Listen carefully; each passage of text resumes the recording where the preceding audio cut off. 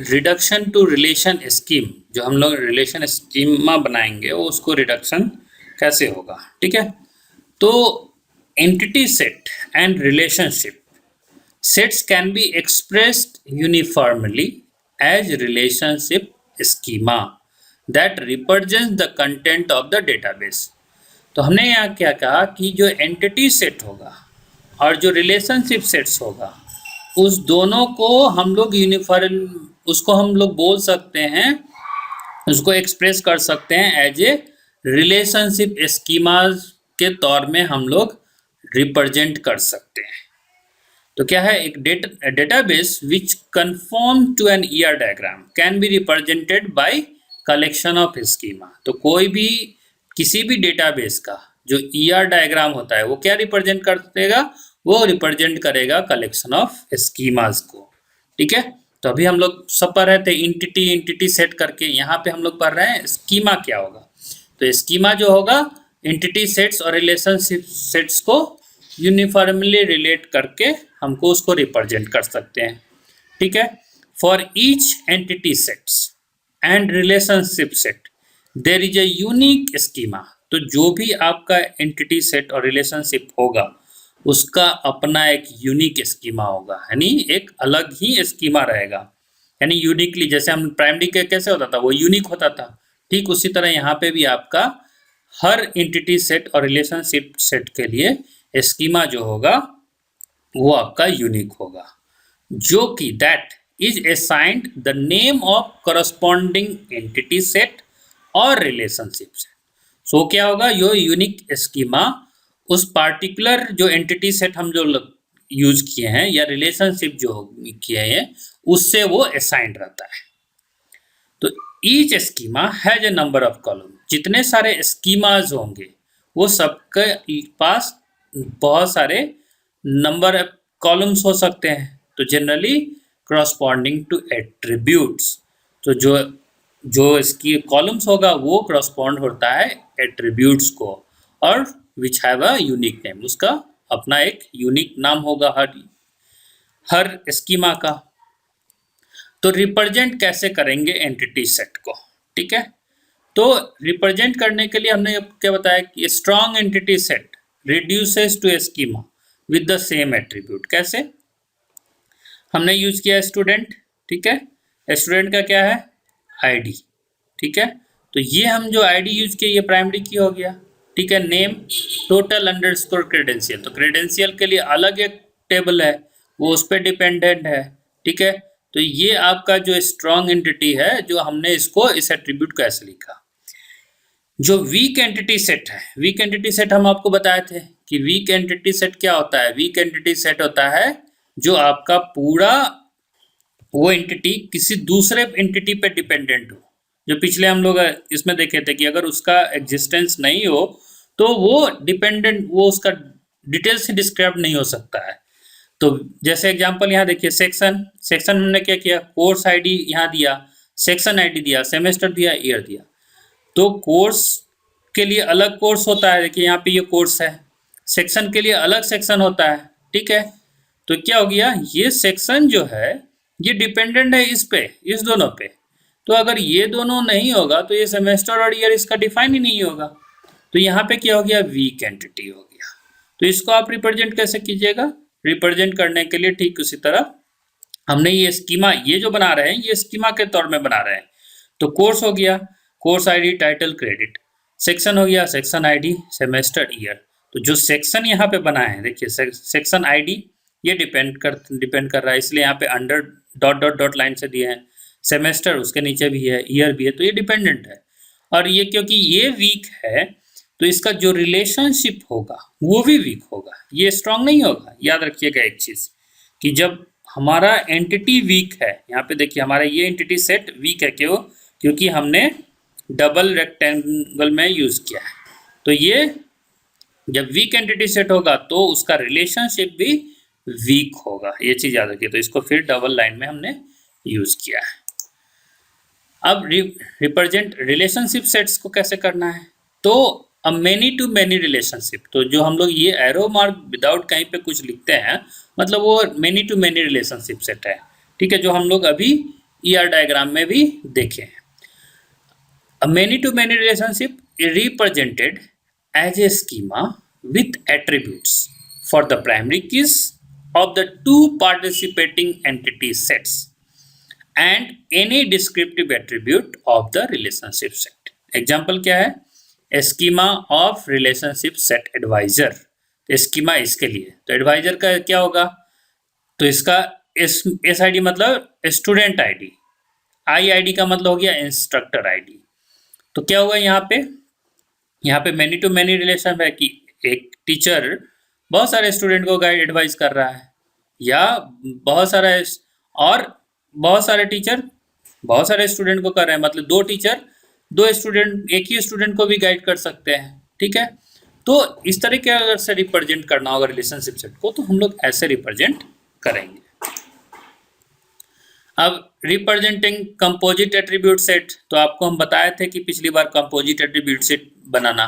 तो composite attribute जो बनेगा, एंटिटी बनेगी, उसमें हम लोग जैसे आईडी हो गया, नेम, तो इसका कंपोजिट एट्रीब्यूट क्या हो गया? First name, middle name, last name. फिर एड्रेस कंपोजिट एट्रीब्यूट में आ जाए स्ट्रीट नंबर, स्ट्रीट नेम, ये सब। फोन नंबर फिर दे दिए, फोन नंबर आपको पता है मल्टी वैल्यूड है, इसलिए हमने इसको ऐसे लिखा, कर्ली ब्रेस में दिया। डेट ऑफ बर्थ ऐसे दिया, एज कैलकुलेट करेंगे डेट ऑफ बर्थ पे। तो आप देखिएगा यहाँ पे जब हम लोग यूज़ करते हैं एग्जाम्पल में, तो example given entry set instructor with composite attribute name with the component attribute first name last name and the schema corresponding to the entity set has two attribute, name underscore first name, name underscore last name। so name क्या हो गया? first name हो गया, name underscore last name, दो entity हो गया। ठीक, multi valued, तो मल्टी वैल्यू क्या क्या? इग्नोरिंग मल्टी वैल्यूड एट्रीब्यूट फिलहाल हम इग्नोर कर देंगे, लेकिन इंस्ट्रक्टर का स्कीमा कैसे बनेगा?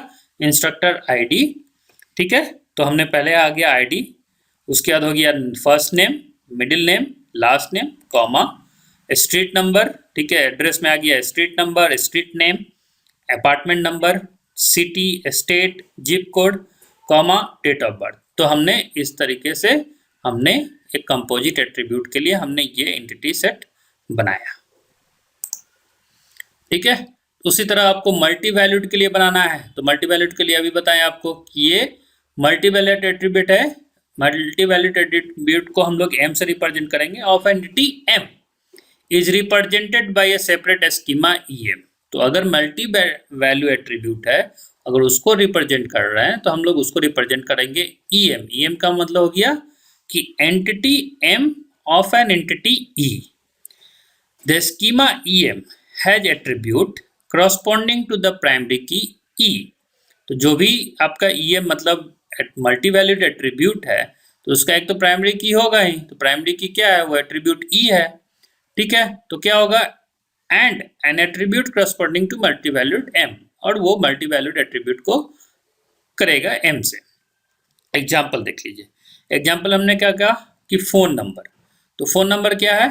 मल्टी वैल्यूड एट्रीब्यूट है, तो INST मतलब इंस्ट्रक्टर फोन नंबर। ठीक है, इज इक्वल टू क्या होगा? ID कॉमा, तो हमने ID जो लिया, ID किस में है? उसी का एंटिटी का प्राइमरी की है। तो यहाँ पे बोल रहा है इसमें कि हमको प्राइमरी की जो है यूज करना है, इस एंटिटी का प्राइमरी की, तो हमने उस एंटिटी के प्राइमरी की को यूज किया, ID comma phone number, phone underscore number. तो ये अगर आपको रिप्रेजेंट करना है मल्टी वैल्यूड एट्रीब्यूट को, तो आपको इस तरीके से रिप्रेजेंट करना पड़ेगा। अगर जैसे यहाँ अगला, each value of the multi valued attribute map to separate tuples. क्या कहा कि मैप करेगा सेपरेट टपल से। एग्जाम्पल क्या देखिए, जैसे इंस्ट्रक्टर जो है यहाँ पे प्राइमरी की हो गया, हमने ले लिया 2222 6 times 2 5 times 2, और फोन नंबर क्या हो गया? कस्टमर का जो इंस्ट्रक्टर का फोन नंबर, ये एक फोन नंबर, एक दो फोन नंबर है, तो इस दोनों फोन नंबर को, ठीक है, मैप करना है, तो ये 2 टपल्स कहलाएगा। एक टपल्स क्या होगा कि उस इंस्ट्रक्टर का प्राइमरी की, तो 2222 हमने 222 दिया, उसका फोन नंबर एक में आ गया, दूसरा टपल एक, फिर प्राइमरी की, और फिर ये फोन नंबर। तो यहाँ पे आपको इस तरीके से आप उसका मल्टी वैल्यूड एट्रीब्यूट रिप्रेजेंट कर सकते हैं। अब redundancy of schema, redundancy of schema क्या है? तो रिडंडेंसी ऑफ स्कीमा क्या है कि हमें जो डायग्राम में देखिए यहाँ पे, पहले इसको देख लीजिए, many to one and one to many relationship sets. तो हमने देखा है अभी तक one to many, many to one relationship sets that are total on the many side can be represented by adding an extra attribute to the many side। तो हमने क्या कहा कि अगर one to many and many to one relationship है तो उस relationship set में, ठीक है, अगर हमको मेनी साइड को रिप्रेजेंट करना है तो हम लोग उसमें एक एक्स्ट्रा एट्रीब्यूट ऐड कर देंगे मेनी, ठीक है, और प्राइमरी की जो होगा वो दूसरे वन साइड में रहेगा, ठीक है। एग्जाम्पल में क्या है कि instead of creating a schema for relationship set instructor department, तो क्या कहा कि सेपरेट स्कीमा क्रिएट करने के बजाय, इंस्ट्रक्टर स्टूडेंट के बजाय हम लोग क्या करेंगे, एक ऐड कर देंगे एट्रीब्यूट को डिपार्टमेंट नेम, ठीक है। डिपार्टमेंट नेम में हमने एक एट्रीब्यूट ऐड कर दिया, यहाँ पे देखिए हमने ऐड कर दिया डिपार्टमेंट अंडरस्कोर नेम, जो कि हमारा प्राइमरी की है, to the schema arising from the entity set instructor, ठीक है। देखिए इंस्ट्रक्टर क्या है, ये है, ठीक है। तो क्या किया, इंस्ट्रक्टर डिपार्टमेंट, तो इंस्ट्रक्टर डिपार्टमेंट को हमने यहाँ पे डॉटेड ये लाइन से हमने रिप्रेजेंट कर दिया। तो एक इंस्ट्रक्टर हो सकता है वो आपको कि डिपार्टमेंट में ज़्यादा डिपार्टमेंट में काम कर रहा हो, तो हम इस तरीके से हम लोग रिप्रेजेंट इस तरीके से भी यूज कर सकते हैं, ठीक है। ठीक उसी तरह उसका कंटिन्यू है, ठीक है। For one to one relationship sets है तो क्या करेंगे, either side can be choose an act as many side. अगर वन टू वन है तो किसी एक साइड को आप वन ले लीजिए और दूसरे साइड को आप मेनी साइड चूज कर सकते हैं, बस उस तरीके से आप इसके ऊपर आप रिप्रेजेंट कर सकते हैं। जैसे आपको जिस तरह का ईयर डायग्राम है उस बेसिस पे आप वन टू वन या वन टू मेनी, आप किस साइड मेनी रखना चाहते हैं, किस साइड वन रखना चाहते हैं, ये आपके ईयर डायग्राम पे डिपेंड करता है, ठीक है। उसके बाद क्या है आपका कि the schema corresponding to the relationship set linking a weak entity set is to identify strong entity set is redundant. क्या कहा कि जो स्कीमा है, जो आपका स्कीमा हम लोग यूज कर रहे हैं, ठीक है, अगर उस स्कीमा में जो रिलेशनशिप सेट है, तो रिलेशनशिप सेट्स है, यहाँ पे जो रिलेशनशिप सेट्स हो रहा है वो हमारा वीक एंटिटी सेट है, ये हमारा वीक एंटिटी है। To identify strong entity set is redundant, अगर हम उसको आइडेंटिफाई कर रहे हैं स्ट्रॉन्ग एंटिटी को तो उसको हम लोग वो कहलाता है रिडंडेंट है। एग्जाम्पल कि जो हमने सेक्शन स्कीमा बनाया है यहाँ पे, ये ऑलरेडी कंटेंट्स क्या क्या कंटेंट्स करता है आपका, सेक्शन आईडी, सेमेस्टर और ईयर, ठीक है। तो हम देखिए यहाँ पे हमने जो यूज़ किया है वो ऑलरेडी ये डॉटेड लाइन से, मतलब ये वीक है, तो इसका रिलेशनशिप हमने ये यहाँ पे वीक एंटिटी सेट दिया, ठीक है। और इसको हमने कोर्स से सेक्शन कोर्स, ठीक है। तो इसका एक और अगर हम बनाते हैं एट्रीब्यूट सेक्शन कोर्स पे वो डिपेंड हो तो फिर उसका, तो इस तरीके से ये हमारा ये वीक एंटिटी सेट में हमारा हो गया और इसको हम ऐसे रिप्रेजेंट करेंगे, ठीक है। नॉन बाइनरी रिलेशनशिप, ठीक है। नॉन बाइनरी रिलेशनशिप क्या होता है, ठीक है। ईयर डायग्राम में हम लोग most relationship sets are binary, तो जितने सारे हम लोग रिलेशनशिप यूज करते हैं ईयर डायग्राम में मोस्टली हमारा बाइनरी होता है, मतलब one to one, one to many, many to one, ऐसा ही रहता है, ठीक है। सो क्या कहा गया कि हो सकता है कुछ ऐसा सिचुएशन आए जिसमें हमारा रिलेशनशिप जो हो नॉन बाइनरी हो, ठीक है, मतलब वन टू वन नहीं हो, वन टू मैनी नहीं हो, बहुत सारा टर्नरी हो। तो अगर उस टाइप का नॉन बाइनरी रिलेशनशिप आता है तो उस टाइम ईयर डायग्राम में हम लोग यूज करते हैं टर्नरी रिलेशनशिप को, ठीक है। तो वो नॉन बाइनरी रिलेशनशिप यहाँ कहलाया आपका टर्नरी बाइनरी रिलेशनशिप। अभी तक आपने क्या देखा था कि हमारा इंस्ट्रक्टर है, स्टूडेंट है, उसका रिलेशनशिप हो गया कि इंस्ट्रक्टर प्रोजेक्ट गाइड कर रहा है स्टूडेंट को, लेकिन जो रिलेशनशिप बना रहे हैं उस रिलेशनशिप का भी तो एंटिटी हो सकता है, क्योंकि प्रोजेक्ट गाइड किया जाता है, प्रोजेक्ट किधर है, तो उसका प्रोजेक्ट हो गया। तो क्या हो गया यहाँ पे एक और इंस्ट्रक्टर, प्रोजेक्ट, स्टूडेंट, तीन हो गया रिलेशनशिप। तो इस तीन रिप्रेजेंट ऐसे अगर रिलेशनशिप आपको आता है तो इस टाइप को हम लोग बोलते हैं टर्नरी रिलेशनशिप, या डायग्राम यूज करना। ठीक है, तो टर्नरी रिलेशनशिप में क्या कार्डिनलिटी कंस्ट्रेंट होता है, जब मतलब मैपिंग का। तो हमने क्या किया, we allow at most one arrow out of ternary, मतलब हम एक ही एरो का यूज करेंगे और ग्रेटर डिग्री या ग्रेटर डिग्री का यूज करेंगे, वो उस रिलेशनशिप को इंडिकेट करने के लिए। एग्जाम्पल जैसे हम अभी यूज किया, क्या यूज किया अभी आपका, हमने यूज किया प्रोजेक्ट गाइड, तो हमने इसको इस एरो से, इस लाइन से हमने रिप्रेजेंट किया।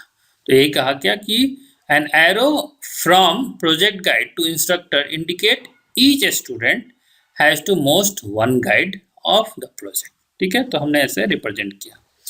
If there is more than one arrow, अगर हम एक से ज्यादा एरो यूज करते हैं तो there are two ways of defining meaning, मतलब अगर एक से ज्यादा एरो अगर आप यूज कर लेते हैं तो उस चीज में क्या होगा ना कि उस चीज में फिर आपको डिफाइन करना है डिफरेंट तरीका से। तो डिफाइन करने का दो तरीका आएगा।